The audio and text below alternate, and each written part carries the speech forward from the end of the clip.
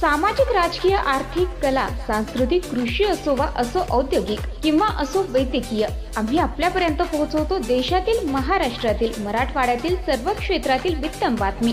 लोकविकास news, खबर महाराष्ट्राची, लोकविकासाची.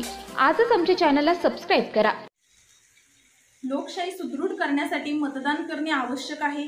यंदाच्या झालेल्या लोकसभेच्या निवडणुकीत महाराष्ट्रातल्या मतदानकारांनी फक्त 61% मतदान केले आहे. त्यामुळे लोकशाही बळकट करण्यासाठी मतदान करणे आवश्यक आहे. तसेच मतदान करणे हा आपला अधिकार असून आपली जबाबदारी देखील आहे. म्हणून सर्वांनी मतदान करा आणि दुसऱ्यांनाही मतदान करण्यास सांगा. येत्या 2024च्या विधानसभा निवडणुकीत महाराष्ट्रात एकूण 9,50,00,000 मतदार असणार आहेत. यातील केवळ 2% मतदार पहिल्यांदाच मतदान करणार आहेत. यात 4,90,00,000 पुरुष मतदार असून 4,60,00,000 महिला मतदार आहेत. तर 18 ते 19 वयोगटातील मतदारांची संख्या 16,90,000 आहे. असे म्हटले जाते की या मतदारांची संख्या केवळ 2%च आहे. मात्र वास्तव असे आहे की केवळ 2 ते 3% मतदारच निवडणुकीतील विजय किंवा पराभवाचा निर्णय करतात. हार जीतच्या या फरकाचा अभ्यास केला तर प्रत्येक मताचे मूल्य कळते आणि लोकशाहीसाठी तुमचे एक मत किती महत्त्वाचे आहे हे यावरून दिसून येते.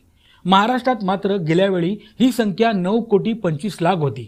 राज्यात दर 1,000 पुरुष मतदारांमागे 933 महिला मतदार आहेत. मात्र मागील विधानसभा निवडणुकीत याच महिला मतदारांची संख्या 925 इतकी होती. म्हणजे मागील आणि आता होणाऱ्या निवडणुकीत महिला मतदार संख्येत फक्त 8 मतदारांचा फरक पडला आहे. म्हणजे लोकसंख्या वाढली आहे असं नाही, तर राज्यातील अंगणवाडी सेविका, महिला बचत गट आणि गृहनिर्माण संस्थांनी जी अपार मेहनत घेतली म्हणून मतदान अधिक झाले. महाराष्ट्रातील 36 पैकी 5 जिल्हे असे आहेत जेथे महिला मतदारांची संख्या पुरुषांपेक्षा जास्त आहे. ते जिल्हे म्हणजे सिंधुदुर्ग, रत्नागिरी, नंदुरबार, गोंदिया, भंडारा असे आहेत. महिला मतदारांनी पुरुष मतदारांपेक्षा कमी मतदान करू नये यासाठी सर्वतोपरी प्रयत्न केले जात आहेत. गडचिरोलीमध्ये सर्वात जास्त 8,100,000 मतदार आहेत. राज्यातील 30 ते 50 वयोगटातील 2 कोटी मतदार आहेत.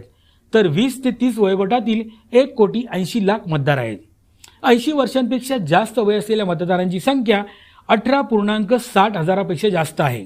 संयुक्त महाराष्ट्र विधानसभेची पहिली निवडणूक झाली तेव्हा एकूण मतदानाची टक्केवारी 60.36% होती. 2019 मध्ये ती 61.44% इतकी होती. दरम्यान 11 निवडणुका झाल्या पण सरासरी मतदानाची टक्केवारी फक्त 62 इतकीच राहिली.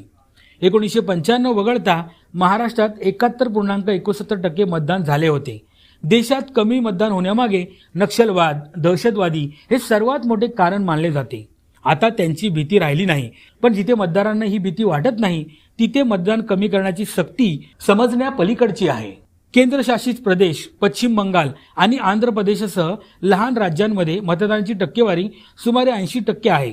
प्रत्येक मतदारापर्यंत पोहोचण्यासाठी निवडणूक आयोग सर्वतोपरी प्रयत्न करते. महाराष्ट्रातील लोकसभेच्या निवडणुकीत मतदार फक्त 61% नाव नोंदवतात. हे योग्य नाही. जर तुम्हाला राज्याचा, देशाचा विकास हवा असेल तर मतदान करा आणि लोकशाहीच्या या उत्सवात सहभागी व्हा.